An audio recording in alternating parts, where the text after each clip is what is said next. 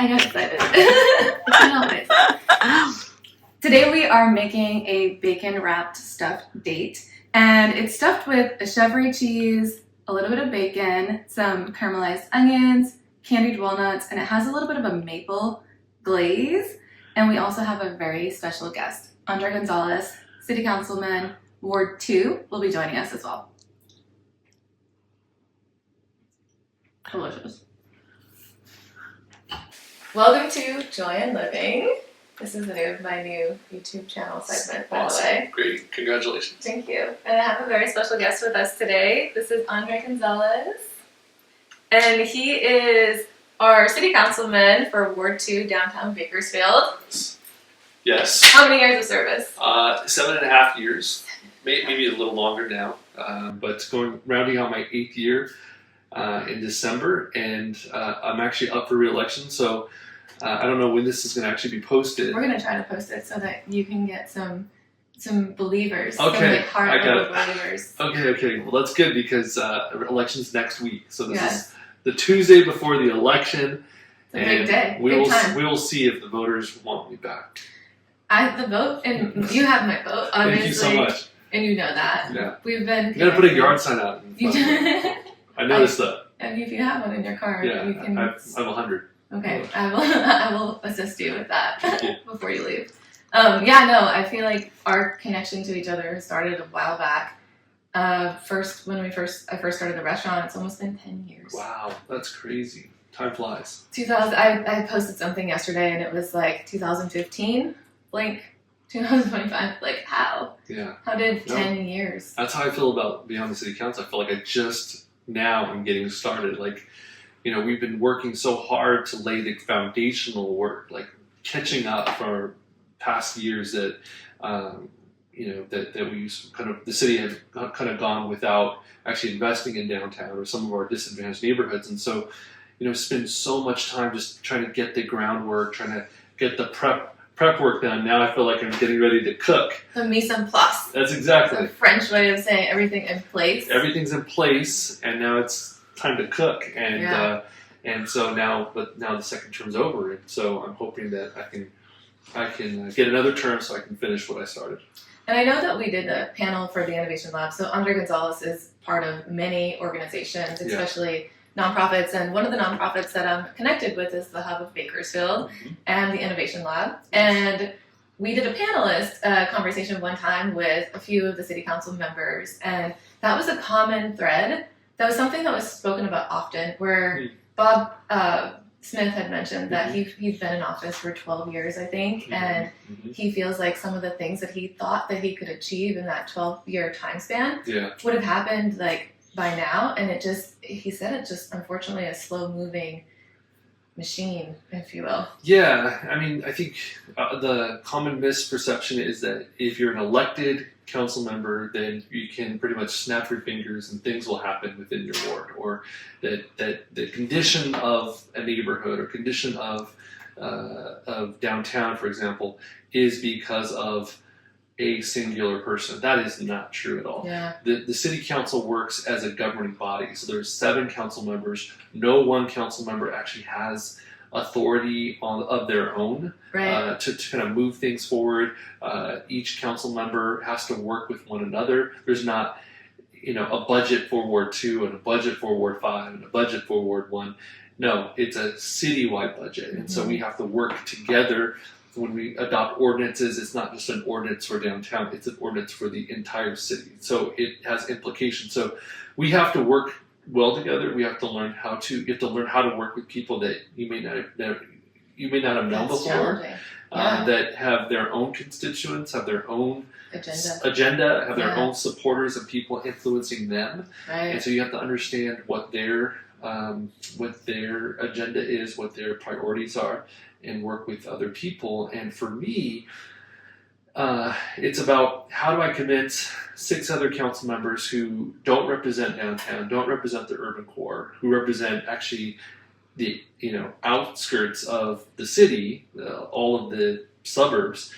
How do I convince them that investing in the urban core is worthwhile and that it's beneficial for the city? Because unless you live here, or unless you have business here, or you believe fundamentally in the heart of the city. But the fundamental part, though, I'm sorry to interrupt. I feel like the fundamental part is something that you've really prided yourself in. Like researching what other cities do well, like taking trips and learning about what works for other places. And I think that's what we have to do, right? And right. It can't just be me, right? It has to be lots of different people. Yourself, there's so many other business owners and other community leaders who are also articulating in their own way right. What it means to invest in our urban core. Not just downtown, but certainly downtown. Old Town Kern, which often gets left off of the table and left out of the conversations. There's so many great things about Old Town Kern, too. Southeast Bakersfield, MLK Boulevard, Alta Vista, East Bakersfield, Niles of Monterey, that corridor. All of these areas are unique and different and have lots of history. And there's a lot of meaning behind some of these buildings and businesses. And it's really important for us to invest. Yeah. So what we need is time. So, 8 years is not enough time. Yeah. And we also need resources, which means we have to be able to compete and also convince other council members and other stakeholders at City Hall that these areas are worth investing in. And so, I hear the concerns, I hear the complaints all the time, and I try to address them. At the same time, addressing specific issues, I'm also trying to work on the long-term development of our downtown. Yeah. And long-term development of our disadvantaged neighborhoods, our historic neighborhoods, so that in time we can see this revitalization, we can see sustained efforts that protect those assets of our community. Because the last thing I want is for Bakersfield to become, 650,000 people, and it's just a bunch of sprawled out neighborhoods out to the grapevine. No. I think, some of that is inevitable. That's just the way it's going to happen. But we need to really work on focusing on our core, focusing on infill development, meaning, working on building more housing units within existing neighborhoods as opposed to spreading everything outward. Right, and we talked about that before. By the way, we're making an appetizer we're making right now. Food. Okay. We are, but what do I do? You can smash up that brown sugar right there. Okay. Smash it up. Yeah. So basically, any of the lumps you see, just go ahead and smooth them out. I mean, kind of like what you do in real life. Is that right? Yeah, you're smoothing out all the things, making things a little bit better. Yes, and I think that's one of the most important things to point out is that you literally over the last 8 years you've contributed to making our city better. Even though it might not seem on the day-to-day it's easy or it's I don't know, from afar I feel like there are things that people notice that aren't really perfect. I don't know if any city is perfect. I think that your commitment to contributing to making Bakersfield better, it is something that's really commendable. Well, thank you. I appreciate that. And, it's really been fun. It's been a lot of fun trying to work on downtown, work on a lot of our historic neighborhoods, and try to find new ways to do that. Yeah. And really try to, I think there's a couple things. One is trying to capture people's imaginations about what can happen, both in the public and also within City Hall. There's a lot of people who have a lot of influence within the city. These folks on various different departments, they hold a lot of power, a lot of sway, and so really working with them to kind of get the vision is key, so that we're all in alignment. And then also just being a huge cheerleader for downtown Bakersfield. And I recognize that, with the role that I have, that is a really important and really strategic way in which I can continue to build on the excitement around downtown. Yeah. It's just by purely talking about downtown and singing the song of downtown revitalization and pointing to all of the positive things that are happening, all the businesses that are opening, all the revitalization, all the downtown development, all the different projects, both public and private, that are happening in downtown. We need lots of people to just continuously talk about it, share about it. So, I'm at every different service organization. I'm on the news. I'm, in a community meeting. Are you sure you don't have a clone? You are. I don't know how you do it. You're everywhere. I know, right? I'll never know. No, but my point is that I'm trying to let people know what's going on with the downtown. Because if we don't tell them, if we don't, tell them the good news, spread the good news of downtown, then people will never know. Yeah, I think that. Well, what if you could just kind of shine a little bit of light on why that's so important? Like, what is it about downtowns that really contribute to the success of a major city? Well, I mean, downtowns in general are where most people go, right? When you visit a city, where do you go? You go to your downtown. You go to the downtown. Right. You go to the heart of the city. You want to look at where the action is. And so many folks who come to Bakersfield to visit will come to our downtown, and they will judge our city based on downtown. And that may seem superficial until you recognize that we're trying to recruit lots of people to move to Bakersfield. We're trying to recruit doctors. We have a shortage of primary care physicians within this region of California. We're trying to always recruit new teachers and educators into this region. City Hall, we're trying to recruit people all the time for upper management positions. Right. These, professional jobs that we need filled requires some recruitment. And so in order to recruit people and also to retain people, smart, quality, creative people who live in Bakersfield currently, who are from Bakersfield, in order to keep them in those communities, we need to focus on quality of life. And quality of life means, number one, that we work on public safety and safe neighborhoods. But number two, it means that you have high quality amenities that are public amenities. Great parks. That's why we're investing a lot of our parks right now, existing parks. And then also, it means that you have a vibrant downtown, a city center where you have lots of things happening at the same time. Arts and culture, cafes, bars, lots of different types of restaurants. And you have a blend of those things where people can go and have a good experience. You can go and have a cocktail on a Thursday night or Friday night at a bar. Let's say they go to Zama or Fredo's, and then you can actually leave that place and decide to continue your night and go to Sanbrini's. And then you can cross chapter and go to Tikiko. Or you can start your night at 1800 and then wind up at Zama. I mean, there's so many different options. Go to Billy's and go to their retro bar. I love their bar. So what do you get at Billy's? I got a Mai Tai. Yeah. It's like whatever everybody else gets. Only one Mai Tai. Well, I know, because they're so strong. Yeah. Literally, I know. I used to go there all the time before the pandemic and get that soup that, what's the owner's name? They named it after her. She it's an egg drop soup, but she changed the recipe a little bit. Oh, is it? Okay.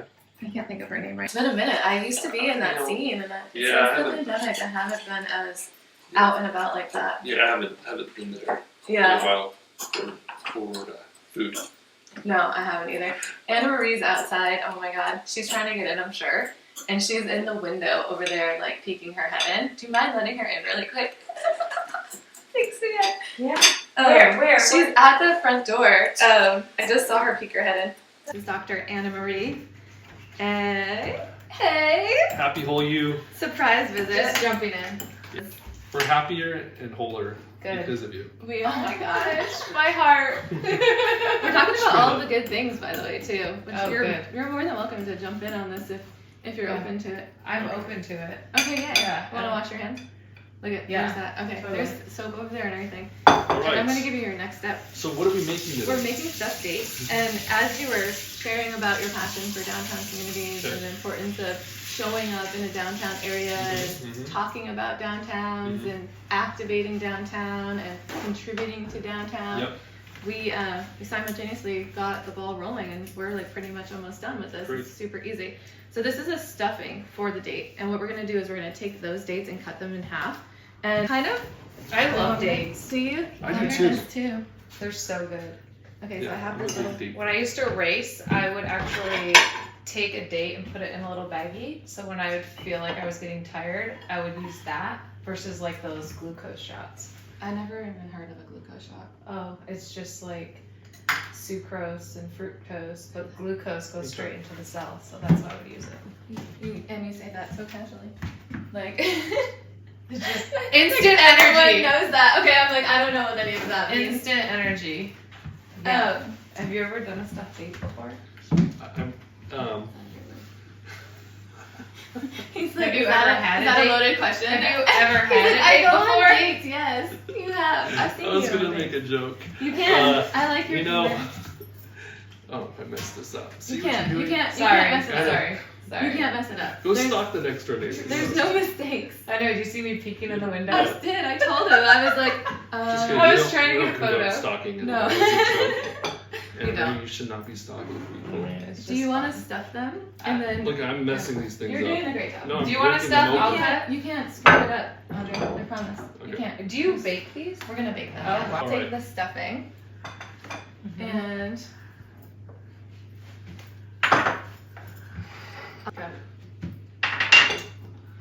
Heather always has bacon. I know. If there's not bacon involved, Heather's not a part She's of not it. a part of it. It's a She's chef the- thing. It's all like the things. My a mom, I food remember thing. when she would cook bacon, she would never throw away the bacon fat. It would sit next to Yeah. our stove, and anytime we would cook, you would just reuse that bacon fat. That's like, I feel like there's so much flavor that comes. Did you see what I did? Yes. Okay, cool. So we're just gonna do that and roll it, and then I'm gonna Put a it in, toothpick? and I'm gonna put it in here first. Oh, you're gonna roll it. Uh-huh. So if you want, you can do it however makes your heart happy. Like if you Okay. want to put it up there, over there, wherever. All right. And I'll dredge them in brown sugar. So we were just talking the conversation was really interesting. We were talking about what makes a downtown great, and that was the question I'd asked Andre, and he said it's a combination of things. It's a lot of people that contribute to making the downtown great, and making sure that people know about the amenities of a downtown, and spreading awareness, and creating a reason for people to stay in Bakersfield and in our community through those amenities that are offered, and whether it's through businesses or happenings or experiences. And I was going to ask you next about some of the cities that you found in your travels, because I know you love traveling. Yeah, so there's a lot of big major cities that have lots going on, right? That we can glean from. But if we take a look at like mid-sized cities or cities that are more within reach of Bakersfield or have more similarities, Cincinnati, for example, is a wonderful example of community building.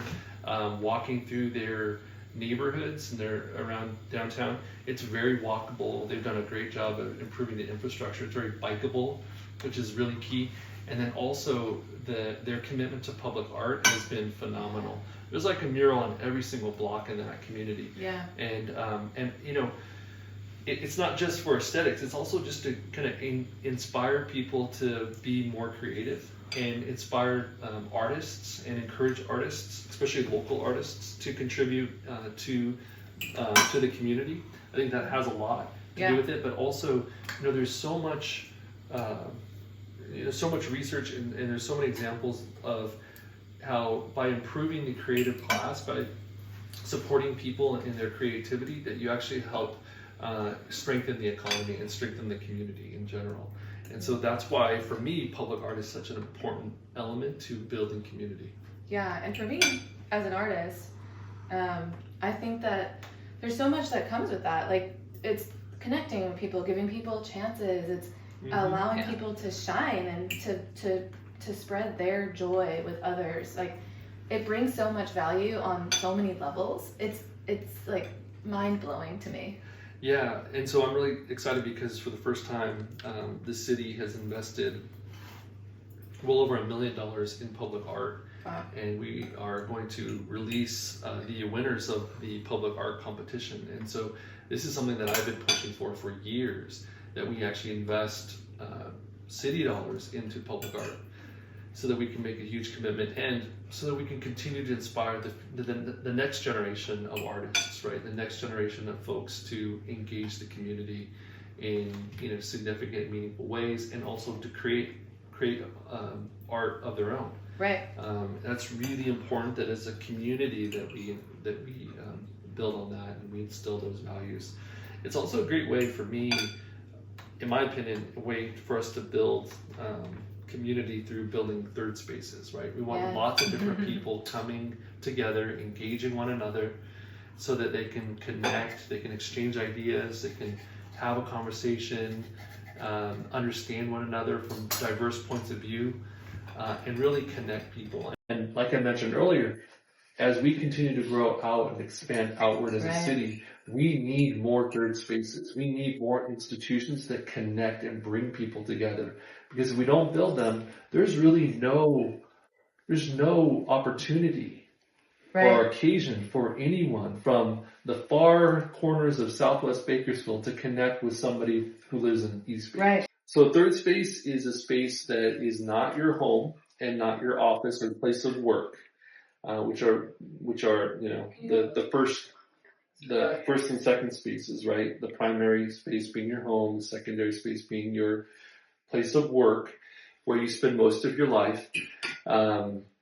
The third space are those spaces that are really created to just socialize or just be, and you're amongst lots of different people that you're not necessarily related to or work with, just random strangers or neighbors or community members. What's some of your favorite third spaces in town? It's a great question. I think historically, and for years since I moved back home, Dagny's has always served as a wonderful third space. And when I started my first nonprofit, Faith in Action, we rented an office right upstairs of Dagny's because of that scene.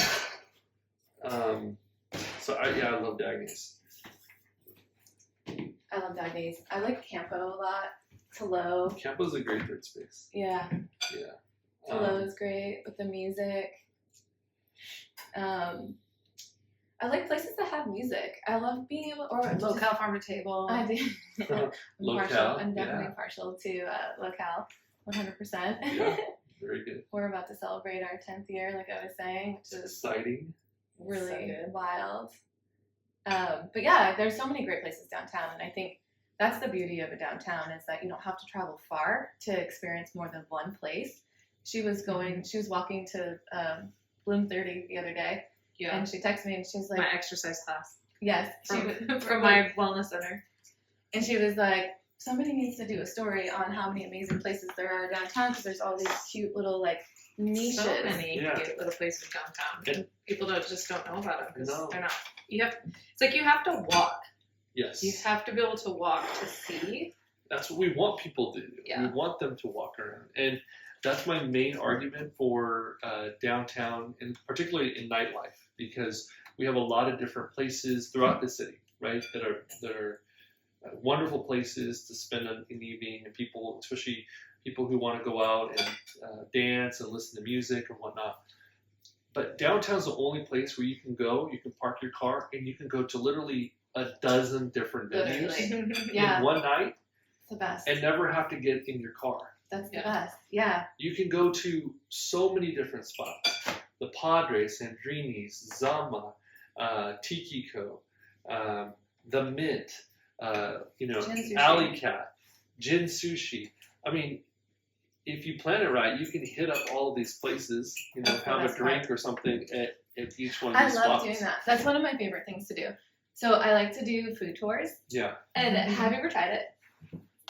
We did a mini one. We did, yeah. So we did one. I challenged myself and whoever I'm with to have one thing only at 3 places. That's a good idea. It's so good. One thing at 3 places. And if you're adventurous and there's a bigger group, then you can get a couple of things. But if it's just 2 people, then we'll do 3 different places, a drink and either an appetizer, a drink and an entree, a drink and a dessert or something, and we'll share it.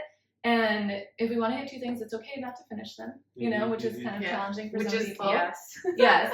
But we have an opportunity to experience new things that you wouldn't normally experience, and especially going to multiple places like that, it creates a whole different vibe. I agree. It really does. But, I think that's why downtown will always be strong, always continue to grow, because it's the only place that's designed, right? Just the city blocks are designed for pedestrians. I mean, we can do better, and we're working on it, but still, I mean, it's the most walkable part of Bakersfield. 100%. And do you there's mind just so many. that? Did you see what I was doing? No, okay. Sorry. It's okay. It's okay. This is not your specialty or your industry, but I want you to be able to do this We're later. gonna dredge. So you take this. I didn't even know what that was. Yeah. Dredging. Dredging. It's Dredging. I didn't It's like know. strongly coding, like Okay, strongly. strongly coding, Oh, like slightly. liberally. Yes. Yes. Like, how did you Beautiful. come up with this? I get hungry, and then I think of things that I want to eat. Really? And, yeah. And you just Okay. look at like what's I in your dredge fridge. this? That's Is this perfect. dredged? You can go ahead and set that up there. Yes, it's absolutely amazingly dredged. All right. A phenomenal dredger. Okay. And that's what your new job is for the day. I'm a dredger. Yeah, I feel like there's so many things that downtowns contribute. Like, I love our city specifically for the downtown, and I think any city that is thriving has a strong, prominent downtown, and there's statistics that back that. Absolutely. I mean, every city in America has a Applebee's, has a Walmart shopping center, has a Target. Every city in America has those types of shopping malls, and there's nothing unique or special about those types of offerings. I mean, they're nice. Don't get me wrong. I mean, I go to Target, and lots of people do. There's nothing wrong with Applebee's, but it's just when you talk about character and you talk about how do you make and how do you reveal what's special and unique about a city, about our city, it really is revealed in its downtown. Yeah, Right? and the small businesses. The small businesses. That's like the through uniqueness. through the small Yeah. businesses, exactly. Yeah.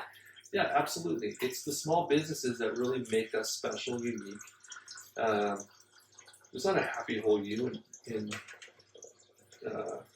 Fresno, is it? Fresno? No. Okay. No, there's not a Happy Whole U in Fresno. No, we actually yet. get people from Fresno. We get people from all over that travel to Bakersfield specifically That's awesome. to come to Happy Whole U.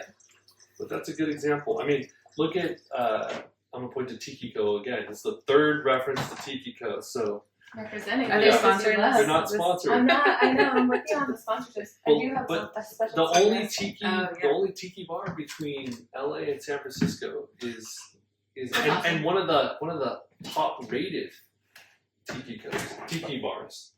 Interesting. Yeah, What's, in what's America. a tiki bar though? Like, what makes it different? Is it because of the offerings of Yes, drinks? Well, it is the style too. it's a style. Yeah. The The drinks. style. Have you been there?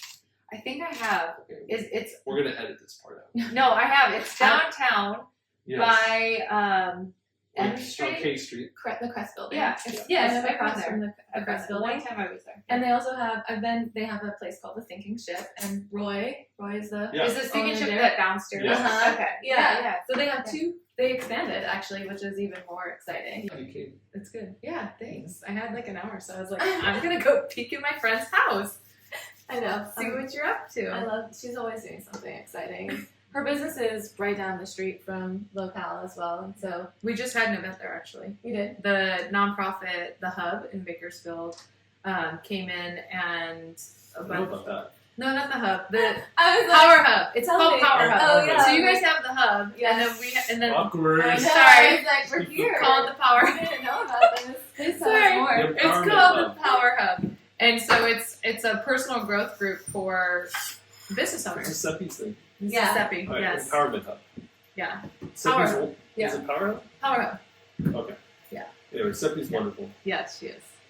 I just wish, the name was a little different. Well, I know, but that happens. I feel I'm like just kidding. there's It's too fine. much greatness in our community. Yeah, Oh, Wow. because it's like People. yours. Very Yeah. similar. Yes. So there's the Hub of Bakersfield, which Heather and I and many other people were part of starting like 8 years ago. 8. Isn't that wild? Yeah, I it's thought crazy. that. 8 years. 8 years. And your business was 2 years old at the time, so you were starting nonprofit way to connect community while you were building your business. Yeah, Like, 2 that's years amazing. in. Wow, Yeah. that's wild. That's a lot. That was a lot. I remember thinking, like, I'm going to say yes to this, and I don't know how I'm going to do this. Like, I'm saying yes. And I remember feeling, like, really excited at that time because there wasn't a lot of people coming together to Yeah. do something as a unit. It was not as common as it is these days. Yeah. When did you make the decision to take this leap and step into leadership from a city council perspective? Well, I was 4 years old. For Yeah, and my dad was a counselor, community college counselor at Bakersfield College. So his job was to help lots of first-time college-going students navigate higher education, get their books, get their classes, making sure that they're all set up. he was also the director of this program called EOPS, Extended Opportunities Programs and Services, that really helped a lot of people from disadvantaged communities or households, and also who were first-time college-going students. He helped them get into classes, get additional financial aid, making sure that they were successful so that they can actually succeed and get their higher education. And so as a little boy, I had an opportunity, I had a first-hand look at what it meant to actually help impact lives. And Was he like a counselor? He was a counselor. Yeah. And he was also the director of this program at Bakersfield College. So I really had a chance to really witness what he did. And one Christmas, actually, he went to go deliver gifts to families who, of children whose parents were going to school. A lot of them were single mothers. He had another program called CARE, which helped support single parents, adult parents who are going to college. And so he was out delivering gifts, and he asked me to go with him, or he had me go with him. And I was just a little kid. And there was, mind you, 6 kids in our house. Like, I had 5 siblings. But he asked me to go, and honestly, this changed my life forever. I had a chance to witness firsthand what it meant to actually contribute, to think about other people, to give a gift to another child, and not to think about myself. And, at Christmas time, kids are always thinking, "Oh, what is Santa going to bring me?" Yeah. Well, when I was 4.5, 5 years old, I was thinking, how can we contribute? How can we help other kids? And that, just by him taking me along, he didn't say anything, he didn't preach to me, he didn't parent, he just let me witness this firsthand and see things and see what it meant to give back to the community. And that just left an indelible mark on me. It left it. So I knew, like, right then and there, and all throughout my childhood and high school years and even in early adult life, I knew I wanted to give back to the community. I wanted to help strengthen community and really develop community. And what really was my focus is helping or figuring out strategies to help people move out of poverty, and really being part of that effort in any way. And so, I started first with the nonprofit work, and then progressed to the city school board. I was on the school board for 6 years, and then found my way to the city council and recognized that there was a lot of opportunity to do that from the Bakersfield City Council. So here I am. Wow. 8 years ago. 8 years. I remember seeing a picture of you when I went to teach a class at East High. Oh yeah. Oh God. You know what I'm talking about? Were you ASB president? Mm-hmm. Yeah. Yeah, so I remember I was looking at all the pictures of all the students, from the past, and there you were. Yeah. You were just shining. I was like, okay, Aww. that You started started young. Yeah, I started young. So to hear your story of when you were 4 or 5 years old, I'm like, okay, like it was within you to do this from. Yeah, that's so really cool. young age. Mm-hmm. Yeah, it really is an active service, and that's why, like, part of me, I'm excited about this re-election. I'm thinking about it a lot, but part of me is like, if the voters decide they don't want me, like, I can still do this work in a lot of different ways. Yeah. I just won't be as I hate to break it to you. There's no effective. way. I just don't see it. No, I'm just saying. So I'll be fine. Right, you will be fine. Yeah. We've talked about this before, Yeah. and what you would do with your time if you weren't a part of that. You would still find ways. You're already so invested, even with your career. Mm-hmm. I made you guys a little warm drink. Cacao. Cacao. Do you want to Tea. talk to us about cacao? I blended 2 things. So this is a detox tea, and I added cacao to it. And if you want it to be a little sweeter, you can mix in the coconut cream that because it's a little strong. The cacao is.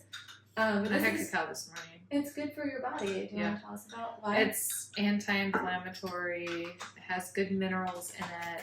It's like it's chocolate, vibe, but you don't get that chocolate that we're used to unless you add a sweetener to it, because it's very bitter. It is. Yeah. And if it's too bitter, I've got some honey as well. I'm gonna get That's very good. It's good, huh? Cheers, everybody. Cheers, Yeah. cheers. Cheers, Bakersfield. Cheers. I'm gonna check on the dates too to see how those are doing. But generally speaking, like I feel like your path that that led you to this kitchen here has started at like the age of 4. That is just wild to me. And we were talking a little bit off camera earlier about, stepping into leadership and like how fear and excitement feel the same, and what it takes to really become a leader and to be vulnerable and to like take the risk that some people just are not comfortable doing. Yeah. And how important that is for a community and how much that really like impacts our city. It's like, I really commend you for stepping up and showing up consistently for so long. Thank you. You're welcome. Yeah, it's incredible. You have a question? I do. She's trying so hard. She's like, wait, can I? I know. This is me. I'm just like, oh my god, I have so many questions. I'm happy that you're here. Okay. Welcome you. to Happy Whole You. I always Andrae. have so many questions. My questions usually center around the brain and thought. Okay. So I'm curious. Yes. For you, what do you struggle with most when it comes to like your mindset? Such a good question. Sorry, you didn't know I was going to ask it. No. Let's go back to Heather's question. My questions are easy. Like, because honestly, like people will look at people like you and think like, oh, well, it's easy for him because, oh, he's got it all together. And like what I find is a lot of men and women that I talk to, like we all have the things that we struggle with or that challenge us. And a lot of times it usually is coming from the mindset. So just curious. So it's a great question, and I have a long-winded answer. I'll try to make it short. Okay, But, go for it. There's a difference between, the fixed mindset and a growth mindset, right? And I think that for many people, my observation is that for many people, and there's a lot of writing about it, that a lot of people adopt this fixed mindset. So when you tell a child you are smart, like that child assumes they are smart, right? Right. And there's like a limit to that, as opposed to you're a good thinker, you're able to achieve at high levels. This idea that it's actually not about an innate quality in us, but it's actually about our personal growth and like a muscle, right? That we can continue to train these qualities and continue to work on them and get better and better and better. And so, as I'm getting older, there's this huge myth out there that like once you in your 30s or 40s or even 50s that you somewhat have already established That fixed mindset. Established exactly what you're good at, what your life is, what your life should be, what your personality is. When that is complete nonsense. Like you can continue to grow and build and strengthen even as you age. And in fact, there are so many wonderful, inspiring examples of people achieving wonderful things as they get older. Yes, there's a woman that wrote a book, Edith Edgar. She's a psychologist, and she survived the Holocaust, and she became a psychologist in her 60s or something, and went back to school, and she embarked on this career, and people gave her a hard time. They were like, why are you doing that? Like, your life is ending. And she ended up living, I don't know if she's still alive, but the last time I checked, she was 90 something. And she's written so many remarkable books. Like, she's made massive impact. And if she had succumbed to that line of thought, or that train of thought, Right. Yeah. Well, we used to think 40 years ago that your brain was not moldable. So we have this thing called neuroplasticity, which means you can mold a new brain. You can create new neurons, new neural pathways at any point. See? So that's growth incredible. mindset. I know. We can always build. We can Yeah. always grow. We can always, and so, sorry, not to interrupt you. No, I'm just saying, Yes. it's scientifically proven too. We are not stuck in our ways. As much as we say, "Oh, I'm stuck in my ways," that is your excuse for not stepping into change That's an and out. being open. That's an out. Yeah. So for me, then, to answer your question, it's really about not beating myself up like I used to. So when I was younger, I would always I tried to be, the best at everything. And when I was when I felt like I fell short, I would just beat myself up and would somewhat spiral, and it would be, it's very unproductive, right? Yeah. And it was always full of, my life was always full of anxiety and, just always trying to excel. Once I started to really, just accept the reality that this is the growth mindset is probably more productive, that I don't have to be 100% at everything. Yeah. But that I'm continuously growing.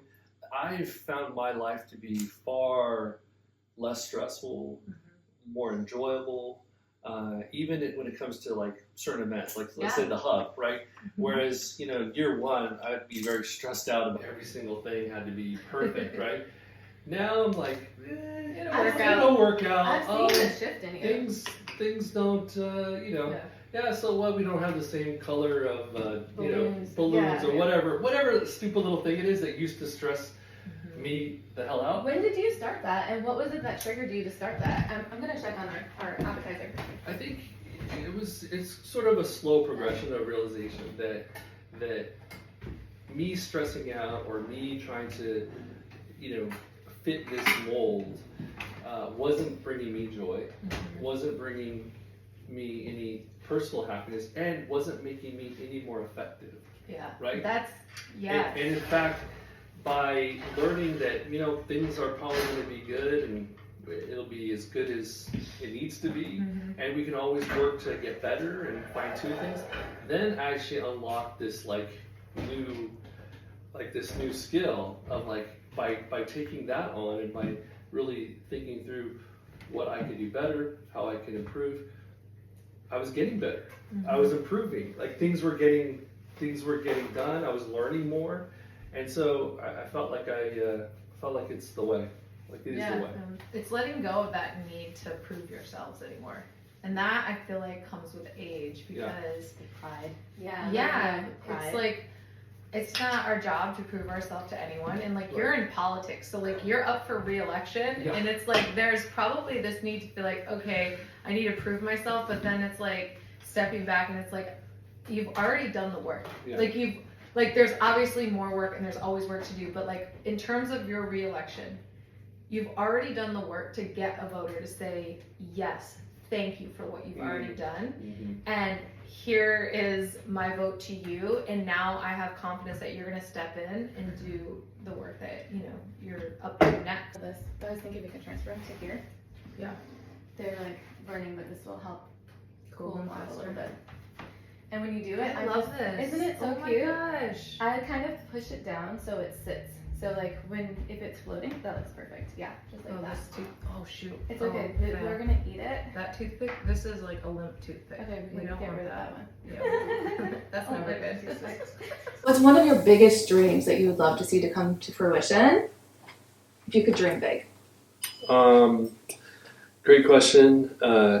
It's definitely the revitalization of downtown, but specifically the downtown core, and seeing us get to that goal that we had established in 2017 when I first got elected, to double the population so that we have 10,000 people living downtown. Yeah. That's what I really want to see. I want to see a city within a city, right? Yeah. And they talk a lot about, throughout the world, they talk a lot about 15-minute cities where you can get around anywhere without having to get in a car, and you can get there in 15 minutes or less. Right. So either by bike or by walking or public transportation. And I really think that if we're going to achieve that, it's going to happen in the downtown. And we ought to make that happen, where people can live downtown, and they can get to school, they can get to work, they can get to their child's daycare, they can get to the doctor, they can get to Happy Whole You without having to get in a car. Right. And that's really where we need to focus some of our energy, particularly because we continue to grow as a city. We can't all live in the suburbs and all drive a car. That's going to make traffic a nightmare throughout the city in our region. But number two is we also have an opportunity with the high-speed rail coming, and we will be a station, and it will be very close to downtown and connecting us to downtown LA, to San Francisco. And so we really want to offer I really want to see us offer, this more infill, more urban experience for people. We also know that when people live closer together and when there are more people, it actually helps improve community. It builds community. It helps people who are experiencing poverty. Actually helps them move out of poverty. Mm-hmm. And it creates safer neighborhoods because of the fact that you just have more eyes and ears on the street. So there's a lot of benefits to that, and I think that if we can really focus our efforts to make that happen and work with developers to make that happen, that would be a catalyst for so much more happening in downtown. New businesses, new offerings, arts and culture. So much more will happen as a result of that. And what is one thing that an individual can do, like one or two things that people that are watching can do to contribute to making downtown great? I think there's a lot of things. One is visit downtown and talk about downtown and share your experiences in downtown, right? And speaking positively about downtown. I think obviously, I'm not going to sugarcoat it, there are a lot of things that we need to work on downtown as a community. There are a lot of issues that some of us are facing and trying to address every day. But even despite those issues, there's still a lot of wonderful things happening in the downtown. And if we give too much attention to the negative, then that's the only story that is perpetuated in the news and the media and in the psyches of most people who never come downtown. Right. So what we need to do is also, if you care about downtown, if you love downtown, if you want to be part of downtown, if you are part of downtown, we need to all be, singing the good song of downtown. Showing up in a positive way, and also just sharing people's experience, sharing your experiences. Yeah. On social media, the positive things that are going on downtown, so that it becomes more and more a place that more people want to come and visit to. The good news is, I'm down there every night. I live downtown. I see it firsthand. I see so many people coming downtown all the time. Cheers. Cheers. Cheers. So, find a date and come downtown. Have a date downtown. Is that yes, do it, slogan? Find a date downtown. That's good. Yeah, it's really good. You need a napkin? It's like sushi. You just do it all at once. All at once, yeah. Delicious. Well, thank you so much for joining us, both of you. I'm always happy to see you. And bonus. I hope that we were able to portray a little bit of your heart today, because I feel like oftentimes you're in the thick of just like all of the policy and all of the seriousness. And I've gotten to know you over the last 10 years pretty well. And I like to share with our community that you're a really great person with a big heart. Yeah. Sure. I am normal. So, thank you. Yeah. Thank you so much, Heather. Thanks. I appreciate it. Thank you for the dates. Yes. Thanks for coming on a date with me. Yeah. Double date. Bye. Bye.